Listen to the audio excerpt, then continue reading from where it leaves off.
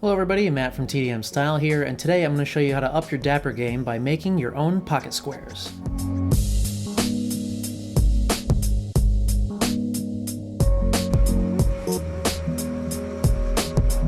Now, I love pocket squares. They're a great, simple way to spruce up your outfit, but they can be expensive, especially if you're getting silk ones from designers. I mean, you could be spending anywhere from $50 to $100 on just a little square of silk, so that is a little bit steep. But these are extremely easy to make, even for a novice at sewing, and it drives the cost way down.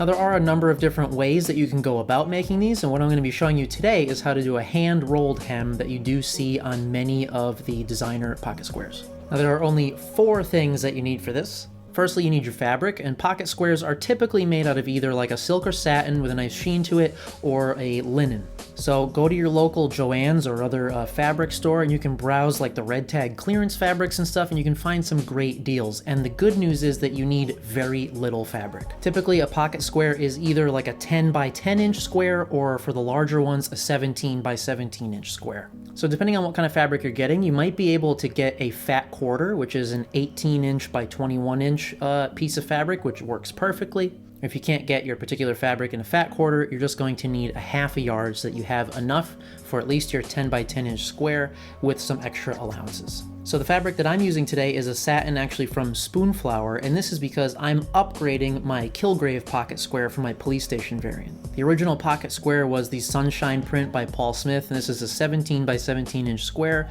with 4 different colors. And a guy named Greg Hammond on Spoonflower, and a link to the page below in the description box, made this fantastic replica print on Spoonflower. It looks just like the original, so I picked myself up a fat quarter of that so that I can make myself an upgraded Kilgrave pocket square. So here it is, and this looks almost exactly like the original Paul Smith, so kudos to Greg Hammond for making this, and I'm super excited to get started. Next 2 items you need are your needle and thread, and now typically you probably would want a thread that would match the color of your fabric, but contrasting also looks nice, and thanks to my friend John from Cosplay Craziness, who actually managed to snag an original Paul Smith pocket square, sent me some photos of it, and they actually used a black thread, so I'm going to be using black thread as well.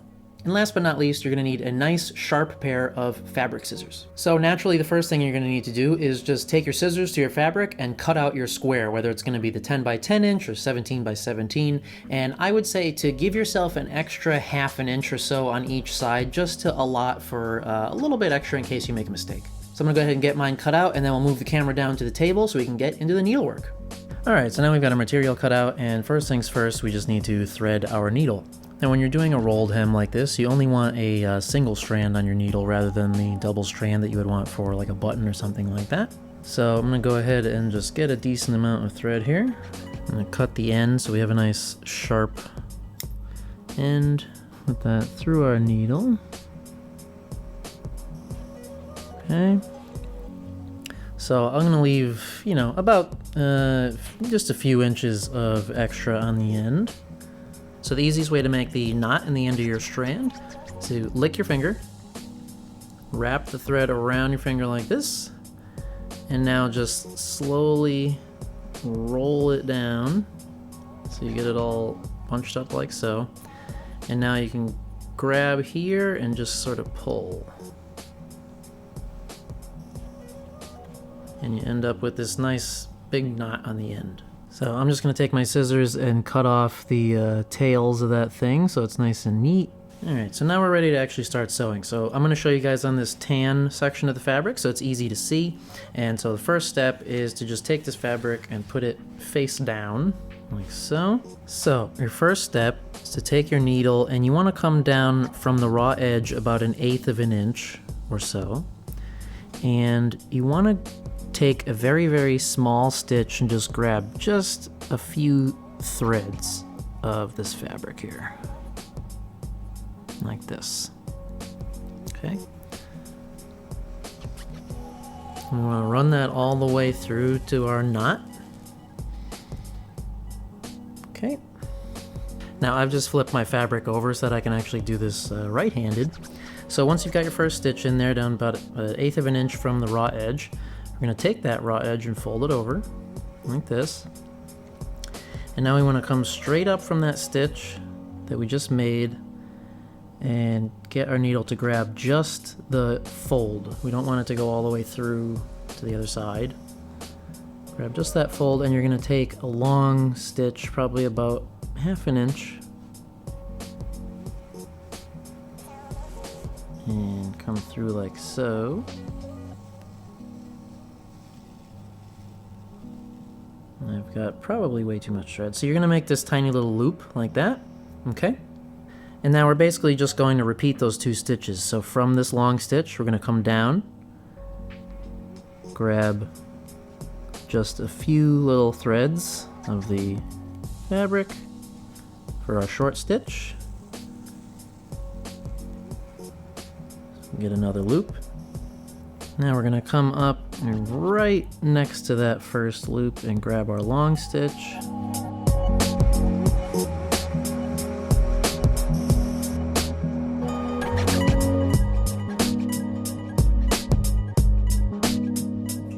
So you end up with these 2 loops right next to each other, and now we're just going to continue that.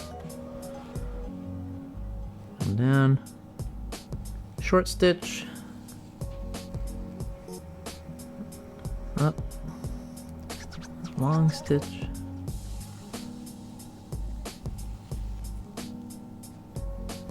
I'm going to put this into fast forward here until I get a decent amount, and then I'll show you the next step.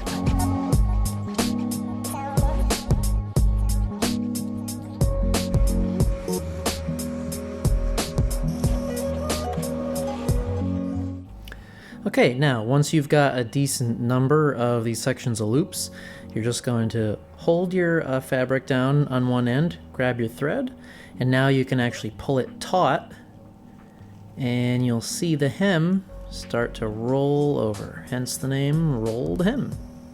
Okay, so now it's nice and taut, and you can use your fingers just to kind of smooth that out a little bit. So now if we flip this over, this is what you see on the other side.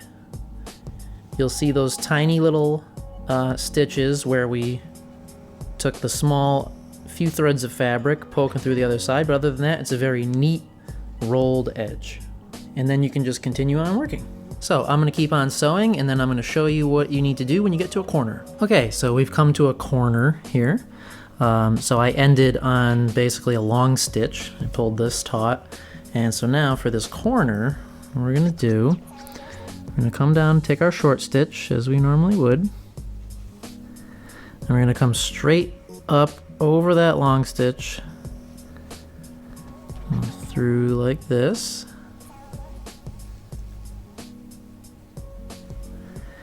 And now we're going to fold this edge over, make our corner.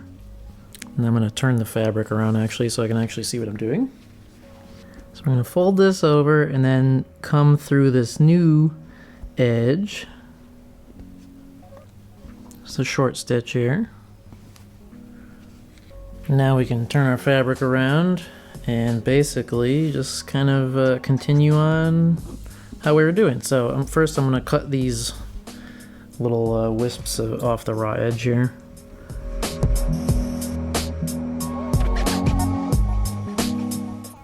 Now we can come down right from that corner and start again with a small stitch. I'm up straight above that short stitch into the new edge. And if you're having trouble like I am keeping this in place, you can actually just take a regular old pin and pin this edge down into your work surface so that it can kind of hold it in place for you. Now we're just going to continue on with our pattern. Short stitch, long stitch, short stitch, long stitch. And once you've got a few loops, you can hold it down right on the corner and pull that taut like you did previously.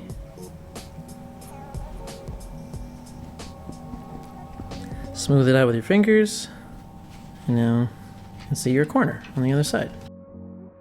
So at this point, it's just rinse and repeat. So I'm going to continue on sewing, and then I will see you guys at the end. Alright guys, so that's really it, and here is our completed pocket square. Probably could use a little bit of press to get rid of the lines, but other than that, it's pretty easy to do. It just takes a while to do it by hand like that, but I think it pays off. So I hope you guys enjoyed this video. I hope you thought it was a cost-effective way to up your Dapper game. Thanks for stopping by, and we'll see you at the next one.